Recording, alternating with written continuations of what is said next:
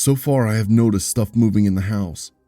One night, an animatronic I had been working on was working unassembled, which wasn't humanly possible. My one coworker, Jeff, had ended up doing some paranormal investigation, and we discovered that an entity called the Amalgamation has had residence in my flat for a while. I ended up making dinner for the Amalgamation. As we shared in the meal, we both think that the entity possessing the flat is the real Jack the Ripper. So I've been looking into the case of Jack the Ripper and the Canonical Fives case. In my research, I've learned that the fog we associate in London during the epoch was not more so caused by the canal like I thought, but the machine factories produced that fog. And the police records were often tossed out after a period of time, and there was a fire in London that affected the police dispatch, charring additional records which furthered them never pinning the Ripper onto anyone. But I digress. As for the supernatural experiences I've been seeing shadowy figures in front of me dart to and through in the early hours in the morning. These figures were about 2 foot tall and lanky. They moved similar to the shadow in Peter Pan's story that Pan chased after when he met with Wendy, which was funny as it occurred initially over the London area, I believe in the story. Sometimes I come home with lights on when I swore I turned them off. Sometimes maybe my imaginings mislead me in the case of the occasional light turned on or the door open when I thought it was shut. I've also had some rather distressing dreams. Maybe having a hearty drink before bed may not be the best. At least my body doesn't reflect a thin and lean complexion anymore, like I had in my youth and young adult years. But all my dreams that distress me have one thing in common: the man. The man I saw at the dinner table. I thought only Freddy Krueger haunted dreams, but this man had nothing on him. Sometimes I think the man has lurked in my dreams to watch my mind run amok in terror and fear. Let me tell you about a dream I had way back when. But this time, as I remembered it, I saw something I neglected to see in previous reflections. I have a journal that I write my feelings and thoughts in, so I could reflect and cherish my memories for the future. It is very therapeutic for me. While no human contact may pick at my brain, my memories lay out on display for one to see if they were to peruse my journal, with my permission obviously. I also recorded the dream in there as well.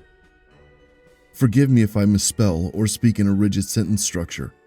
I've been finishing a bottle of vodka, so I may buy more liquor later. In July, I wrote this down. I had a dream that the police were in a game of cat and mouse with me. Reminds me of Crime and Punishment by Dostoevsky, where Raskolnikov and Petrovich go back and forth. They want my journal, or likely journals, as evidence. That, and they said the government authorities needed to look at it. I ended up telling a detective to meet me in the woods by the creek bank where the old bridge was. After another chase, I was in the old house in the forest. It had a light green glow and people were sitting with me. At last, the squad came. I must have been chased by a police squad. I handed the journal over, and instead of arresting me, they ended up putting a type of acid over me, and I started to dissolve. I felt all of it. Man, I guess when you feel pain in the dream, it does involve your senses. Suddenly, the room had a very deep blue glow, and I saw a weary man sitting in a nice upholstered Victorian chair. Victorian? Man? In my previous viewing, it was always a woman. I went to get up from my chair and I saw my soul leave my body. I died and saw a glimpse of the afterlife. Oh yes, I remember saying to people it all went black before the alarm went off. That it felt like the aura of Tim Burton's corpse bride in the tonal color in the dream. I also went further on to see what I assumed my dream meant based on the things that occurred in my life and that moment. I remember seeing this man in other dreams, like in my dreams about work, often as a customer, or in my dreams when I am out and about as a person in the crowd. I decided to go to the therapist with my dream and my journal. My therapist is very empathetic and a smart man. He understands me and why I live alone. He also knows of my 5 dolls and thinks having them is beneficial more than causing harm to my life. My therapist had looked at my journal and my dream passage, and when I asked if he saw a man sitting in the chair, he said no. He says I wrote a woman sitting in the chair. So I told him everything about the man in my dreams and my experiences with the paranormal. For sake of the story, I will call my therapist Lucas. Lucas also attends the same church I do. So that is a fun little tidbit that doesn't pertain to the story as of right now. It would pertain to future entries. Lucas, despite having a Christian background, in our sessions is very willing to understand and be raw in how we interact without making me censor myself. Lucas asked me, "So, who do you think this man is?" I'm not sure. He isn't like anyone I've met in my life, in my jobs. I have seen him in my dreams before. They say our dreams are our subconscious working out our unhandled issues.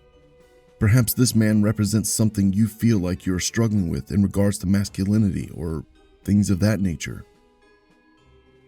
So, you think my mind is trying to process the issues I face with men?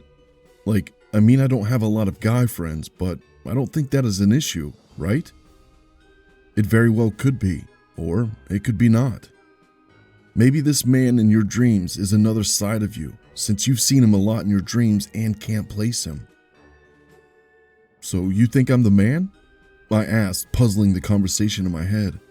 But how would that explain the supernatural experience with the animatronic and possessing the dolls and the audible voice and the entity? Look, my job is to help you find yourself.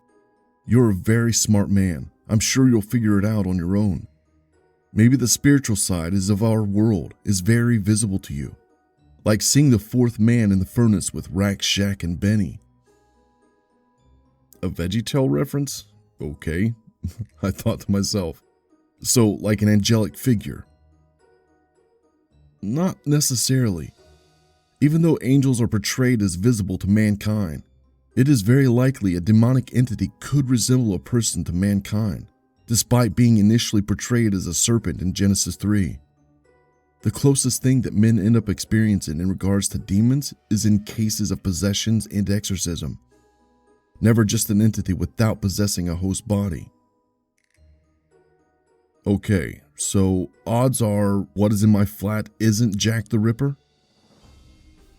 Probably, but odds are likely not the actual Jack the Ripper. Well, there goes my research into the case for now, I thought to myself. Okay, thank you, Lucas. I'll have a look into it. I just wonder why the Victorian personal flair to the entity. I mean, it's an outlier to the whole case if it isn't Jack the Ripper, I said as I stood up from the chair. Knowing you and your taste for the eccentric, if this is part of you, maybe this is a way for you to still be authentic and true to your darker self. If this entity is you versus something else.